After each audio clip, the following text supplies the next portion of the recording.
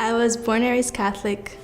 I was really devoted. I would go to church, I would read my Bible, I would go to Bible studies. My mom decided to stop going to that group, and she stopped going, so I stopped going. With me not having a reason to go to church anymore, I just stopped believing in a way.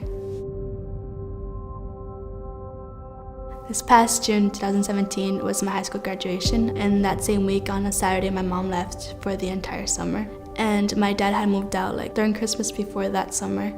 So I had no parent supervision the entire time. Basically all day I would stay home. I had no one to talk to. I had high school to put me through. I had my school, my sports to keep me distracted. And when I finally was alone, I realized I didn't like it. I was sad all the time. My mom finally came home and she told me the truth about why my parents had split up, and it just broke me. That was when the hatred started, the resentment started, and that's when I didn't want to see them at all. Eventually, I got to a point where I couldn't handle it anymore. And my sister one day told me to go to Harvest Crusade with her, the concert. And when the song Tell Your Heart to Beat Again came on, I broke down crying. And that's when I realized I needed to come back to God.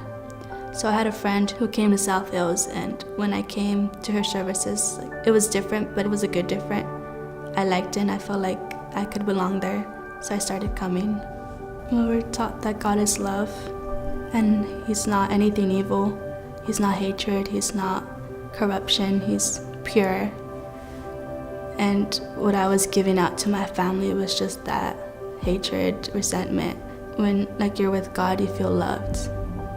In order to be closer to Him, I can't keep hating everybody. And so that's what I did. I forgave and I loved my family, and I realized that anything that you do with love, God is there.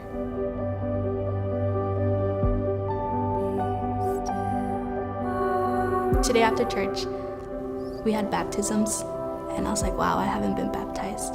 But I told Sierra that, and she was like, you never been baptized? And I was like, no. And she's like, you should do it. I was like, maybe not. And then Pastor Andy, you were like, one more, and then that's when I went, and then Pastor Andy baptized me.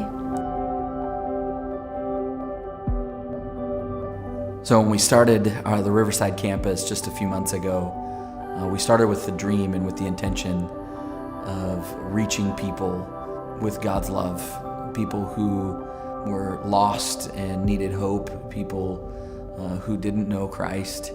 And the story you just heard Alicia tell is a perfect example of why we need more churches and why South Hills has this heart to start new campuses.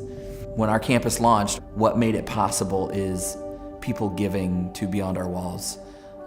Because without that support, without that financial resource, we just don't have the ability and the mechanism to start new campuses. And so thank you so much for the way that you give and being a part of reaching people and helping us start campuses. Because of your generosity in giving to Beyond Our Walls, when we start campuses, people like Alicia can experience God's love and then pass that on to the people in their family.